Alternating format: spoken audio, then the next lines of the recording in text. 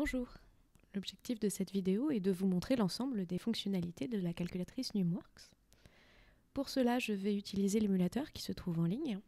Donc là, je me trouve sur le site de Numworks et vous avez en haut un onglet émulateur, ce qui vous permet d'aboutir à cette page. Vous avez un mode plein écran, ce qui fait que vous pouvez le projeter à vos élèves. Ils peuvent voir en fait les touches sur lesquelles vous appuyez au fur et à mesure de votre progression. Et donc moi, c'est ce que je vais utiliser aujourd'hui. Vous pouvez bien sûr utiliser cet émulateur hors connexion si vous préférez. Vous pouvez le télécharger sur votre ordinateur ou bien sur votre tablette ou smartphone, puisque nous avons des applications pour iOS et Android, donc application Numworks. Je vous propose de commencer tout de suite à regarder comment se présente déjà cette calculatrice. L'objectif, c'est qu'elle soit suffisamment intuitive pour que les lycéens l'utilisent sans votre aide. Pourquoi, comment? Alors déjà parce qu'on a un fonctionnement qui rappelle un petit peu celui de la console de jeu, avec des flèches directionnelles sur la gauche. Et à droite, on a deux boutons, le bouton OK qui permet de valider et le bouton retour arrière. On a aussi bien sûr au centre les deux boutons, donc celui du haut qui permet de revenir au menu principal, qui est celui-ci, et puis bien sûr le bouton pour allumer et éteindre. Alors ce menu principal, vous voyez qu'il se compose en fait de plusieurs applications. Donc ces applications en fait rappellent un petit peu le fonctionnement d'un smartphone. Donc un élève sait que s'il est en train de travailler sur les fonctions, il a tout simplement à aller dans l'application fonction pour résoudre son exercice. Donc ça c'est l'objectif.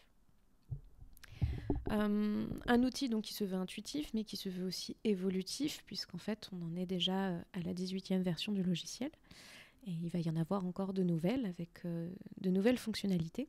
L'idée c'est un peu de répondre en fait à vos attentes en fonction de vos besoins, en fonction aussi de l'évolution des programmes. Et pour ça, vous avez une équipe qui est à l'écoute. Je vous propose d'entrer dans le vif du sujet en commençant par l'application probabilité. Alors l'application probabilité, c'est vrai qu'on en a un peu moins besoin vu les programmes actuels. Cependant, cette application probabilité, elle va me permettre vraiment de vous montrer le principe de la calculatrice qui a une forte interface graphique. Alors là, lorsque je suis dans l'application probabilité, j'ai accès à un sous-menu. Soit je souhaite calculer des probabilités avec des lois de proba discrètes et continues, soit je souhaite réaliser des tests statistiques ou des intervalles de confiance. Alors je ne vais pas trop m'attarder sur les tests statistiques et les intervalles de confiance qui sont au programme de cursus vraiment très spécifiques. On va regarder pour le moment les lois de probabilité. Alors je sélectionne quel type de loi de probabilité je suis en train d'utiliser. Alors là, dans notre programme actuel, ça va plutôt être la loi binomiale. Mais vous allez voir en fait que le fonctionnement est exactement le même pour tous les types de lois de probabilité. Donc lorsque je sélectionne la loi binomiale, on me demande tout de suite d'indiquer les paramètres qui correspondent à cette loi binomiale.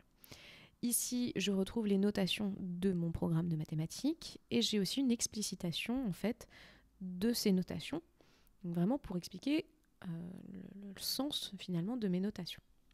Donc je peux bien sûr modifier la valeur du nombre de répétitions, la valeur de la probabilité de succès. Bon là je vais laisser mes valeurs telles qu'elles sont. J'accède à l'écran suivant et vous voyez tout de suite on arrive sur une interface qui se veut très graphique. L'idée c'est que vous voyez avec les flèches directionnelles je peux naviguer sur cet écran. Et donc si je peux naviguer sur l'écran, si je peux sélectionner des cellules, ça veut dire que je peux soit ouvrir un sous-menu, soit en tout cas modifier leur valeur. Donc prenons l'exemple ici. Si je peux modifier ici cette borne, la borne supérieure, c'est que je peux changer sa valeur. Et lorsque je valide, j'ai le résultat qui s'affiche à l'écran, ainsi que justement cette interface graphique qui me permet de savoir de quoi on est en train de parler. Qu'est-ce qu'on est en train de calculer? Donc ici, on veut les probabilités pour une variable aléatoire dont la valeur supérieure est 10. Vous voyez que je peux sélectionner aussi l'autre cellule qui correspond aux probabilités. Alors ici, dans le cas d'une loi binomiale, c'est vrai que ça a un petit peu moins de sens, mais je peux par exemple indiquer 0,75, valider, et on me donne une variable aléatoire. Donc là, c'est la variable aléatoire qui va être immédiatement supérieure à mon 0,75. Dans le cas d'une loi normale, ce genre de fonctionnalité fait tout son sens, bien sûr.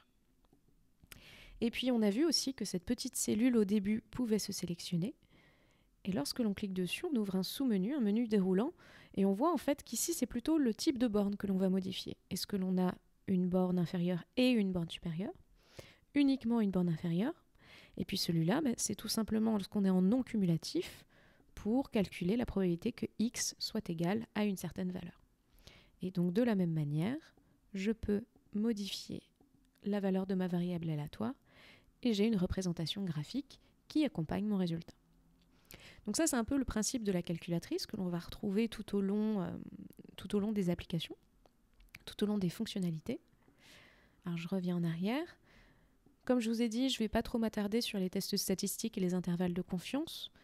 Je vais juste vous montrer rapidement le principe. Alors si je choisis un test statistique, je suis guidée. On me demande le type de test que je souhaite utiliser, par exemple un test de Ki2. Est-ce que ce qui m'intéresse, c'est plutôt le test d'adéquation ou d'indépendance? Donc on sélectionne et en fait on se laisse porter comme ça au fil des résultats. J'ai 2 colonnes, une pour les résultats observés, l'autre pour les résultats attendus. Donc je sais exactement ce que j'ai à remplir. Et ensuite, il me suffira de valider sur suivant. On va faire un exemple très rapide. Mettons 15, 10 et 8 pour des résultats attendus qui seraient plutôt 10, 10 et 10 pour une répartition uniforme. Hop. Je peux modifier mon seuil de risque, bien sûr. Et en fait, lorsque je passe aux écrans suivants, j'ai des informations, des valeurs calculées, mais surtout, j'ai accès à une conclusion et à l'interface graphique qui va avec, où je peux justement visualiser où sont mes différents paramètres. Vous comprenez le principe, je vous laisse explorer par vous-même si vous utilisez ce genre de fonctionnalité. On va plutôt s'intéresser maintenant à l'application fonction, puisque c'est plutôt celle-là en fait pour lesquelles vous aurez sans doute dont vous aurez le plus besoin. Et on va voir justement comment se manifeste l'aspect graphique des calculs qui sont effectués sur la calculatrice. Donc quand j'accède en fait à mon application fonction, je peux immédiatement taper l'expression d'une de mes fonctions, qui va être reconnue comme telle. Par exemple, si je veux représenter graphiquement la courbe y égale x au carré, je tape x au carré, je valide, et ma fonction est comprise et est entendue telle qu'elle. Vous voyez en haut, nous avons 3 onglets, et en fait on va pouvoir naviguer dans ces différents onglets, selon si l'on veut modifier les expressions, en rajouter, en supprimer, si l'on veut accéder au graphique, ou si l'on veut accéder bien sûr au tableau. Le tableau, je ne vais pas revenir dessus, il a un fonctionnement très standard. On peut régler l'intervalle en sélectionnant la cellule correspondante, ce qui va me permettre de modifier les bornes, le pas, etc. Vous voyez qu'au niveau du graphique, on a un zoom automatique. C'est-à-dire que là, la courbe est représentée de manière a priori intéressante pour celui qui souhaite l'étudier. On va rajouter une expression, par exemple 3x plus 3. Et vous voyez que donc, cette fonction porte un autre nom, elle porte aussi une autre couleur. Et cette couleur, en fait, ce code couleur va être respecté dans l'onglet graphique et dans l'onglet tableau. Alors justement, si je vais dans mon onglet graphique, je vois que le zoom a légèrement changé, de manière à ce que ce soit plus intéressant à visualiser. Je peux bien sûr me déplacer le long des courbes, donc le long par exemple de ma courbe x2, j'ai mes coordonnées en bas. Avec les flèches au bas, je passe d'une courbe à l'autre. Donc tout ça, c'est absolument c'est très standard. Hein. Si je sélectionne la touche 1, automatiquement c'est compris comme étant l'abscisse, je valide, mon curseur se positionne, etc. Si l'autozoom ne me satisfait pas, je peux bien sûr modifier les axes en sélectionnant la cellule qui correspond aux axes pour obtenir un repère orthonormé par exemple, mais aussi modifier les valeurs de x. Donc par exemple, ici on va enlever le mode automatique, on va demander une représentation graphique entre -1 et 5. D'ailleurs, vous voyez que nous n'avons qu'un seul bouton qui correspond au moins donc à la soustraction et aussi au moins des nombres relatifs. Je valide et puis je vais laisser mon y en automatique. Je vais laisser en fait la calculatrice déterminer par elle-même la meilleure échelle possible au niveau des y. Je valide et donc j'ai bien ma représentation qui me permet de voir l'ensemble de mes ordonnées, donc que ce soit sur la courbe F ou sur la courbe G. Je vais me remettre en mode automatique. Hop, voilà. Donc je reviens sur ma fenêtre de départ. Je peux naviguer sur cette fenêtre. Alors la navigation permet, donc on se déplace avec les touches directionnelles, on peut zoomer avec les touches plus et moins. Et en fait, cela permet d'avoir un plein écran, ce qui peut être pratique si jamais, par exemple, on a besoin d'une capture d'écran, puisqu'en fait, on peut faire des captures d'écran directement avec le simulateur, ou pour intégrer dans un cours ou dans un exercice. Donc voilà, je peux naviguer sur ma courbe, je reviens en arrière. Donc tout ça est relativement standard, si ce n'est l'auto-zoom qui permet vraiment de gagner du temps, qui permet de savoir un petit peu, la fenêtre est directement réglée, on n'a pas à chercher la fenêtre optimale en fait. On va aller voir ce qui se passe aussi dans le menu calcul. Dans le menu calcul, ici en l'occurrence, j'ai 2 courbes. Donc on me demande tout simplement sur quelle fonction je souhaite réaliser des calculs. Donc par exemple, la fonction x2. Et là, on va retrouver le nombre dérivé, j'y reviens plus tard. Mais on va retrouver tous les calculs d'antécédents, intersection bien sûr entre les 2 courbes, maximum, minimum, etc., etc. Je vous montrerai tout ça dans le détail juste après. Voilà, voilà. On va pour le moment enlever notre première courbe. On va enlever 3x plus 3. Hop. Donc vous voyez, j'ai ici un bouton effacer. Si je veux effacer ma fonction, tout simplement, j'utilise ce bouton. On va revenir dans l'onglet graphique et on va regarder un petit peu les fonctionnalités qui sont à notre disposition. On a vu justement que dans la cellule calcul, on avait un petit bouton, un petit interrupteur qui me permet d'activer ou de désactiver le nombre dérivé. Alors regardons tout de suite ce que ça donne. Je l'active, je reviens en arrière. Qu'est-ce que j'ai ? J'ai ici mon abscisse avec leurs données correspondantes, mais j'ai surtout aussi le nombre dérivé qui est apparu. Alors pour rester d'ailleurs sur ce nombre dérivé, on va aller regarder ce qui se passe. Donc toujours dans le menu calcul, on va demander à calculer la tangente. Je sélectionne la tangente. Ici, ma tangente apparaît sur la courbe avec tout un tas d'informations en dessous, donc en l'occurrence les coefficients qui correspondent à l'équation réduite de ma droite. Et je peux, donc là j'étais avec un curseur situé en -4, si je bouge mon curseur ici le long de la courbe, j'ai la tangente qui se déplace avec, et je vois en fait l'évolution de mes différents coefficients au fur et à mesure que j'évolue sur la courbe. Donc toujours un côté graphique qui peut être sympathique. Et surtout, alors je reviens un petit peu en arrière, on va cette fois-ci calculer une intégrale. Alors calculer, allons chercher l'intégrale. Là aussi, je suis guidée, c'est-à-dire qu'en l'occurrence, tout de suite, on me demande de sélectionner la borne inférieure. J'ai plusieurs possibilités. Soit j'utilise les touches de ma calculatrice, soit j'utilise le curseur qui va permettre de me positionner. Par exemple, je vais me positionner en 2. Une fois que c'est fait, je valide. On me dit sélectionner la borne supérieure. Pareil, je peux utiliser mon curseur pour me déplacer et regardez, on va avoir l'interface graphique qui va suivre. Ici, par exemple, on va calculer l'intégrale entre 2 et 6. Je valide. J'ai toujours mon interface graphique et bien sûr, le résultat de mon calcul. Donc vous voyez, cette interface graphique est vraiment très importante. On va voir aussi, donc là on a fait le tour un petit peu de toutes les fonctionnalités de base. On s'est intéressé pour le moment uniquement aux fonctions. On va voir que d'autres types d'expressions sont possibles. Alors, je vais effacer ma fonction. On a vu tout à l'heure qu'en fait, on a écrit directement l'expression de la fonction sans justement s'intéresser à cette cellule, ajouter un élément. On a directement écrit quelque chose. C'est plutôt pratique pour des élèves qui ne connaissent justement que les fonctions.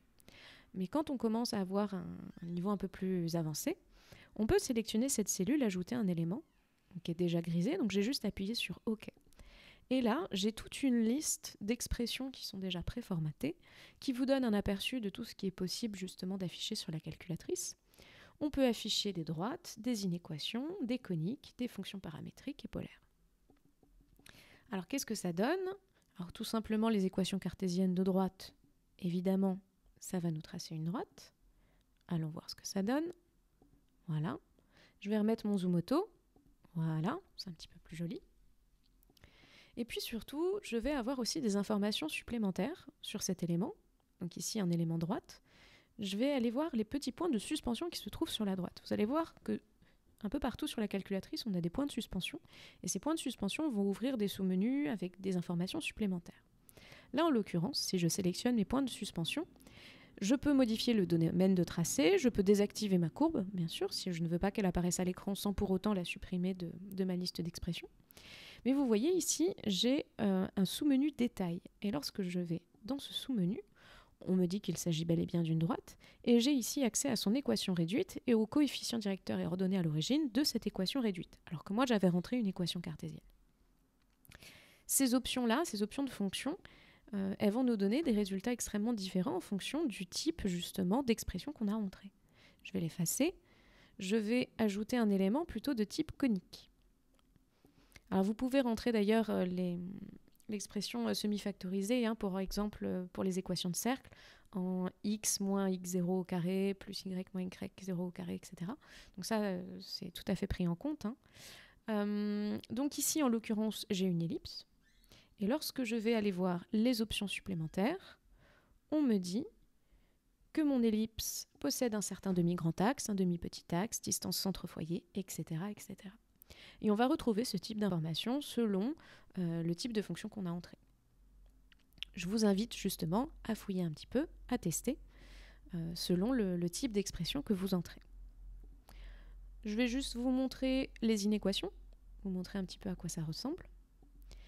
Ici, en l'occurrence, mon inéquation dans l'onglet graphique, tous les points dont les coordonnées x, y vérifient mon inéquation, en fait, sont colorés, avec la droite de démarcation qui est pleine, parce que ici, j'ai sélectionné une égalité, en gros, mon expression, hop, c'était x plus y inférieur ou égal à 0. Je peux modifier et demander, par exemple, une inégalité stricte. Et si je demande une inégalité stricte, vous allez voir qu'au niveau du graphique, la différence, c'est que ma ligne de démarcation est légèrement pointillée. Voilà. Si jamais par erreur, on a supprimé le symbole qui nous intéressait, alors s'il s'agit des inégalités strictes, on les retrouve ici. Sinon, on peut aller voir dans la boîte à outils. Vous allez voir, la boîte à outils va devenir votre meilleur ami si vous utilisez la calculatrice. Dans la boîte à outils, on va retrouver nos inégalités. Ou sinon, on peut utiliser une écriture qui ressemble un petit peu à du Python, où on met nos deux signes les uns derrière les autres, donc inférieur, égal, et quand je valide, j'ai bien mon signe qui est adapté, qui s'adapte en fonction de ce que j'ai demandé. Donc voilà pour les fonctions. Juste deux mots rapides à propos des suites, de l'application suite, parce qu'elle en fait, elle ressemble exactement à l'application fonction, donc je ne vais pas rentrer dans les détails. Vous voyez qu'elle est conçue exactement de la même manière. Un onglet pour les expressions, un onglet pour le graphique, un onglet pour le tableau. Si je souhaite ajouter une suite, je valide et on me demande le type de suite que je souhaite représenter. Voilà. Donc j'insiste pas là-dessus, je vous laisse explorer. On a vu que les résultats complémentaires étaient assez intéressants dans l'application fonction. On va voir que ces résultats complémentaires, ils sont aussi très intéressants dans l'application calcul.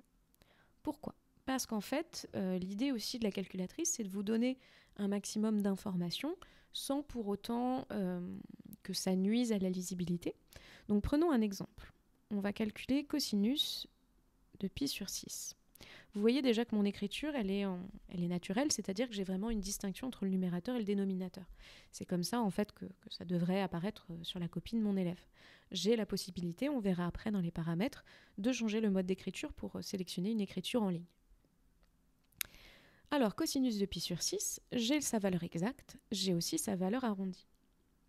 Et il se trouve que lorsque je sélectionne le résultat, j'ai 3 points de suspension qui apparaissent sur la droite. On a vu tout à l'heure que les points de suspension, ça nous ouvrait des sous-menus intéressants. Et ici, si je sélectionne, j'ai donc mon angle de pi sur 6 qui est représenté graphiquement, donc avec sa valeur, représenté graphiquement avec cosinus et sinus. Et surtout, en dessous, je retrouve la valeur du cosinus et du sinus.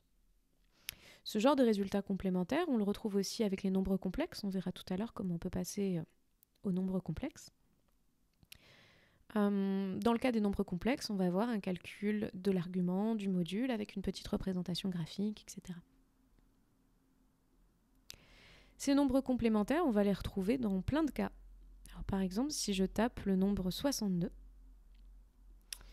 donc si je vais voir les résultats complémentaires de cet entier, alors ça va peut-être parler un peu aux personnes un peu geeks, mais on a la valeur en hexadécimal, en binaire, et aussi la décomposition en facteur premier qui peut être utile en classe de maths experte. De la même manière, tiens, si on tape 25/12e, là aussi, une valeur exacte, une valeur approchée. Et dans les résultats complémentaires, je vais avoir la fraction mixte, même si en France on ne l'utilise pas énormément, et aussi la division euclidienne qui correspond à cette fraction. Voilà, donc à chaque fois, vous avez plein de résultats complémentaires. Pareil, je vous invite un petit peu à chercher, à voir un petit peu ce qui peut vous intéresser là-dedans. On a déjà un clavier qui est bien fourni, mais il peut arriver que la fonctionnalité que vous cherchez n'est pas sur le clavier ni sur l'écran. Et bien dans ce cas-là, on utilise la boîte à outils qu'on a vue tout à l'heure. Cette boîte à outils là, qui est cette touche, elle est vraiment très utile parce qu'en fait, elle va cataloguer toutes les fonctionnalités qui ne sont pas en fait à l'écran, qui ne sont pas sur le clavier. Donc là, en l'occurrence, je vais retrouver la valeur absolue, la racine énième, etc. Mais je vais aussi trouver d'autres fonctionnalités qui vont être classées par thème. Par exemple, si je vais dans l'arithmétique, je vais retrouver les calculs de PGCD, de PPCM, des compositions en facteurs premiers, etc., etc. Donc en fonction de ce que vous cherchez, a priori, si vous ne le trouvez pas sur le clavier, c'est que vous allez le trouver dans la boîte à outils. Et dans cette boîte à outils, on trouve aussi des unités, des constantes, ce qui peut être utile pour des professeurs de physique. On trouve les matrices aussi, je ne reviens pas sur les matrices, je vous laisse aller voir dans les tutoriels, on a des tutoriels justement sur le sujet. N'hésitez pas à nous contacter d'ailleurs si vous avez des questions, hein. Mais je peux vous montrer rapidement quand même les unités et constantes. On peut faire des conversions, on peut aussi faire des calculs directement avec des unités. Et puis on a aussi des constantes qui sont stockées là. Hop, tout à la fin, on a des constantes qui sont stockées. La vitesse de la lumière, constante gravitationnelle, etc. Et donc les unités sont prises en charge. Par exemple, imaginons qu'on veuille faire une conversion manuelle d'une unité de volume, par exemple. Donc on va prendre des litres et on va dire qu'on veut 0,5 litres. Et on veut faire une conversion. Je vais rouvrir ma boîte à outils. Je vais aller chercher mon outil de conversion. En fait, ça correspond à cette petite flèche. Et j'aimerais le convertir dans une unité qui va être par exemple le centimètre cube. Donc, je choisis mes centimètres, je les mets au cube et j'ai la conversion qui apparaît sur mon écran. De la même manière, on peut faire des calculs qui incluent des unités. Donc par exemple, si j'ai 20 newtons que je divise par une surface, donc je vais aller chercher une unité de longueur, par exemple centimètre, que je vais mettre au carré, et on va dire 20 cm au carré. Le résultat m'est donné en pascal. Et je peux aller voir aussi dans les résultats complémentaires pour avoir d'autres unités. Voilà, voilà. Je peux quand même vous montrer rapidement les matrices. Pour les matrices, c'est très simple. Vous avez soit un menu qui est dans la boîte à outils qu'on a vu tout à l'heure. Sinon, vous voyez, si vous faites Shift A, vous ouvrez en fait une matrice. Et là, par défaut, vous avez certes une matrice 4-4, mais en fait, cette matrice va s'adapter en fonction de ce que vous remplissez. Si j'ai rempli les deux premières colonnes, automatiquement, j'ai une troisième colonne qui m'est proposée, mais je ne suis pas obligée de la remplir. Là, de la même manière, je peux rentrer une deuxième ligne, une troisième m'est proposée, mais si je ne suis pas intéressée, je ne la remplis pas et je valide. Et bien sûr, dans la boîte à outils, on va trouver tous les outils, calcul de déterminants, etc. Pareil, je vous laisse explorer par vous-même. On va regarder un petit peu dans les paramètres ce qui se passe, puisque je vous ai dit qu'on pouvait aussi faire des calculs avec des nombres complexes. Alors bien sûr, dans les paramètres, on va retrouver le changement des unités d'angle, le format du résultat, est-ce qu'on veut par exemple un résultat en écriture scientifique. Le format d'écriture, c'est ce qu'on disait tout à l'heure, donc l'écriture naturelle avec numérateur, dénominateur, ou alors plutôt en ligne. Et la forme complexe, donc si on veut calculer dans l'ensemble des complexes, on peut sélectionner soit un résultat qui va plutôt être sous forme algébrique, ou plutôt sous forme exponentielle. On retrouve aussi dans ces paramètres le mode examen. Donc le mode examen, il suffit de sélectionner la cellule pour qu'il soit activé. Et pour le désactiver, il faut connecter la calculatrice à un ordinateur. Le mode examen va effacer absolument tout ce qu'il y a sur la calculatrice, et notamment les scripts, ce qui me permet de faire une fantastique transition vers l'application Python. Vous voyez, je peux utiliser le bouton Home et je reviens directement au début. Alors on va regarder cette application Python. Lorsque j'ouvre l'application Python, j'ai accès à une liste de scripts en .py. Je peux sélectionner l'un de ces scripts pour accéder à l'éditeur et pour donc le modifier. Et quand je retourne en arrière, si je veux exécuter ce script, j'ai deux possibilités. Soit j'ai un gros bouton console d'exécution en bas, soit j'utilise mes points de suspension. Et là-dedans, j'ai un sous-menu qui me permet d'exécuter le script. Je reviens en arrière. Nous, ce qu'on va faire, c'est créer un nouveau script. On va faire ça très rapidement pour vous montrer un petit peu à quoi ça ressemble de créer un script avec la calculatrice Numworks. Donc je sélectionne la cellule, ajouter un script, je dois entrer un nom. Vous remarquez qu'en haut à droite, on a le mode alphabétique qui est activé. Et en plus, on a un cadenas à côté, c'est-à-dire qu'il est bloqué. Ça veut dire que je vais pouvoir utiliser les touches de mon clavier pour écrire avec des lettres. Donc nous, par exemple, on cherche à faire un test. J'écris test, je valide. Mon fichier est créé. Maintenant, si je veux le modifier, donc pour écrire mon script, j'appuie une nouvelle fois sur OK ou EXE pour accéder justement à mon éditeur. Une première ligne est là par défaut, c'est pour importer donc le module maths qui contient donc l'ensemble des fonctions mathématiques qui sont nécessaires, donc exponentielle, racine carrée, les cosinus, sinus, etc. On verra tout à l'heure les autres modules qui sont sur la calculatrice. Mais là, pour le moment, on va voir comment créer un script rapidement. Pour créer le script, on va de nouveau utiliser notre boîte à outils. Vraiment, je vous ai dit, votre boîte à outils, ça va être votre meilleur ami. Lorsque je vais dans la boîte à outils, j'ai accès à plusieurs sous-catégories. En fait, j'ai toutes les fonctions Python basiques qui sont présentes et classées. Boucle et test, module, catalogue, fonction. Moi, je cherche à créer une fonction, donc je vais ici. Deux possibilités, j'ai soit la définition de la fonction, soit le retour. Ici, je cherche à créer ma fonction, donc je sélectionne définition fonction. On va appeler notre fonction moyenne, on va créer une fonction qui permet de calculer la moyenne de deux entiers, par exemple. Donc j'ai besoin d'écrire moyenne, je vais donc activer mon mode alphabétique. Une première fois, il est activé, mais là, le problème, c'est que je vais pouvoir écrire qu'une seule lettre. Une deuxième fois, là, il est bloqué, il est cadenassé. Et je peux donc utiliser toutes les touches de mon clavier pour utiliser les lettres. Voilà. J'appuie une troisième fois sur alpha pour enlever le mode. Alors je veux créer la moyenne de deux entiers qu'on va appeler A et B. Donc A, virgule. Alors vous voyez, j'ai une autocomplétion qui est proposée, mais ça ne m'intéresse pas, moi je continue à écrire, tranquillement. Ensuite B, c'est ma deuxième variable.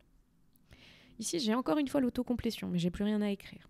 Alors l'autocomplétion, on va voir qu'en fait elle peut être très utile, très rapide. Quand on a des fonctions un peu longues à écrire, ça nous permet vraiment de gagner du temps. Là en l'occurrence ça ne m'intéresse pas. Je vais donc utiliser ce bouton, le retour arrière, ce qui m'enlève l'autocomplétion. Et je peux continuer tranquillement. Lorsque je retourne à la ligne, l'indentation est automatique. Il ne me reste plus qu'à écrire la suite de mon script. On va créer une variable, par exemple x qui se trouve ici, elle est facile à récupérer. Et cette variable x, je veux qu'elle soit égale donc à la moyenne de a et b, c'est-à-dire a plus b divisé par 2. J'ouvre mes parenthèses, et là j'ai besoin de ma variable a. Je peux l'écrire comme tout à l'heure en faisant alpha, ou sinon, je peux ouvrir mon menu variable. Parce que dans le menu variable, je vais retrouver tout ce qui a été déclaré en fait dans mon script. Donc toutes les variables que j'ai déjà déclarées, je les trouve là-dedans. J'ai le a, le b, le x et aussi le nom de la fonction.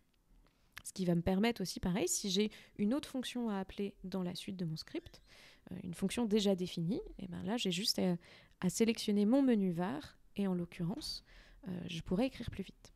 Donc là je veux sélectionner la variable a, je continue à écrire tranquillement, je ne tiens pas compte de l'autocomplétion. Le b, il est aussi dans le menu variable, très bien. Pareil, je ne tiens pas compte de l'autocomplétion, je continue à écrire. A plus b divisé par 2, je retourne à la ligne. J'ai besoin maintenant de faire mon return. J'ouvre ma boîte à outils, puisqu'on a vu que tout était là-dedans. Le return, il est là. Et je return quoi? Je return x. Notre script est terminé. Pas besoin de l'enregistrer. j'ai juste besoin de retourner en arrière avec le bouton arrière. Je reviens à ma liste de scripts. Et maintenant, en utilisant les points de suspension, je peux l'exécuter. J'accède à la console, j'ai bien mon triple chevron qui attend mes instructions. Pareil, je ne vais pas réécrire en entier toute ma fonction, je vais aller dans le menu variable. Là, je retrouve toutes les fonctions que j'ai définies dans mon script. Si j'ai défini 10 fonctions dans mon script, je vais retrouver mes 10 fonctions là-dedans. J'ai juste à valider et à compléter. Imaginons qu'on veuille connaître la moyenne de 12 et de 25. On a le résultat. Voilà. Je reviens en arrière, je retourne dans mon script de test pour vous montrer un petit peu aussi ce qu'on peut trouver. Donc si on voit dans la boîte à outils, je vous ai dit, on trouve la plupart des éléments qui peuvent nous intéresser. Voilà, au début de ma boîte à outils, les boucles et les tests avec différents types de boucles, différents types de tests. Le catalogue, qui est un catalogue complet, et aussi on a les modules. Alors les modules, on a vu ici que le module maths était importé, un module qui contient des fonctions mathématiques, mais il y en a d'autres. On a CMath pour les complexes, on a Matplotlib pour la représentation de graphiques, de courbes. Turtle, qui consiste à piloter une petite tortue qui traîne un crayon derrière elle, ce qui peut être super pour faire de l'initiation à l'algorithme. Random, qui permet de générer des nombres aléatoires. Kandinsky, qui permet de colorier des pixels à l'écran. Ion, qui permet de connaître l'état des touches, ce qui peut être utile quand on fait un petit jeu, par exemple. Et Time, qui permet de connaître l'horloge interne, d'avoir accès à l'horloge interne. Donc voilà, donc si ces modules nous intéressent, par exemple si on a besoin du module Matplotlib, on va dans le sous-menu, on a accès ici aux fonctions qui permettent d'importer Matplotlib, par exemple la deuxième, from Matplotlib pyplot, import étoile, c'est la suite qui apparaît. Voilà, si je le sélectionne, hop, voilà, j'ai mon import étoile qui apparaît, super, toutes mes fonctions sont importées. Et si je veux voir justement toutes les fonctions qui sont contenues dans ce module Matplotlib, il me suffit, donc là je suis toujours dans le bon menu, je descends et j'ai accès à toutes les fonctions avec un petit rappel de la syntaxe et une petite légende pour expliquer ce dont il s'agit. Voilà. Et puis n'hésitez pas d'ailleurs à aller aussi dans le manuel en ligne qui permet d'avoir des explications un petit peu plus précises sur certaines fonctions justement de Python, fonctions de ces modules. Voilà. Alors, on a fait le tour de pas mal d'applications. On va terminer très rapidement peut-être avec celle qu'on n'a pas encore vue, mais pour le coup, je vais passer très vite dessus, parce que je pense que vous avez compris le principe et que maintenant, vous êtes capable de vous débrouiller avec une calculatrice Numworks entre les mains. Si je prends par exemple le solver. Dans le solver, j'ai deux sous-menus. Soit je résous des équations, soit j'utilise une application de finance. Alors l'application de finance permet de résoudre des exercices portant sur les intérêts simples et composés. Et en fait, on a juste à se laisser guider selon ce que l'on cherche à calculer, choisir le paramètre à résoudre, etc. Vraiment, tout est écrit, vous voyez, à chaque fois en toutes lettres, avec des notations mathématiques. Il suffit vraiment de se laisser guider. Et pour les équations, justement, ce qu'on va peut-être utiliser un petit peu plus souvent, on nous propose tout de suite d'ajouter une équation. Donc ça devrait vous rappeler notre menu fonction. Si je valide, j'ai accès, là encore, à des expressions préformatées, ce qui vous permet de ne pas avoir à courir après les x, les y et les z, si vous utilisez trois inconnus. Et là, pareil, je sélectionne mon expression, je peux modifier les coefficients, valider, et hop, résoudre ensuite l'équation. Si je souhaite résoudre un système, il suffit de rajouter une deuxième équation, et en fait, automatiquement, les deux équations vont être résolues comme un système. Hop, je valide, et à la fin, je peux résoudre le système. Le système d'ailleurs est résolu donc dans l'ensemble des réels si votre calculatrice est en mode réel, mais aussi dans l'ensemble des complexes si vous avez mis en mode complexe, bien sûr. Pour terminer, on a donc notre application statistique, qui ressemble beaucoup en fait à l'application régression, vous allez voir. Pour mon application statistique, je retrouve le fonctionnement en onglet qui permet de naviguer facilement. Alors si on rentre un certain nombre de valeurs, 13, 12... Ah, zut, j'ai fait des plus. Voilà, 15, 12, 11. Je peux modifier les effectifs. Imaginons que j'ai 2 12. Voilà. À partir de là, j'ai accès à un histogramme. J'ai accès à une boîte à moustaches et j'ai accès bien sûr aux statistiques, donc tous mes indicateurs statistiques qui sont donnés en toutes lettres et avec la notation qui va avec. Si j'ai plusieurs jeux de données, mes jeux de données vont apparaître, là par exemple, je vais avoir un tableau derrière V1, N1 qui s'intitulera V2, N2 et qui aura une couleur différente, hein, toujours. Comme avec les fonctions, si on a deux fonctions différentes, on a deux couleurs différentes. Là aussi, on va avoir à chaque fois des couleurs différentes en fonction du type de données qui est représenté à l'écran. Et de la même manière, en fait, le module régression est vraiment semblable. On a aussi un onglet données dans lequel vous rentrez vos valeurs en XY, un onglet graphique dans lequel vous allez pouvoir rentrer le type de modèle de régression que vous voulez utiliser, et un onglet stats pour avoir les statistiques correspondant à votre jeu de données. Là aussi, plusieurs jeux de données, plusieurs couleurs. Nous avons donc fait le tour de nos applications. Alors je sais que je ne suis pas rentrée dans les détails pour certaines fonctionnalités un peu plus spécifiques à certains cursus, mais n'hésitez pas à venir nous poser des questions. Hein. L'équipe sera ravie de vous répondre à contact@numworks.fr. Et puis surtout, vous avez donc sur notre site internet, vous voyez, dans l'onglet professeur, vous avez les tutoriels. Et ces tutoriels sont répartis selon les différentes applications et vous allez trouver des petites astuces, mais aussi, en fait ce sont des vidéos très courtes. Hein.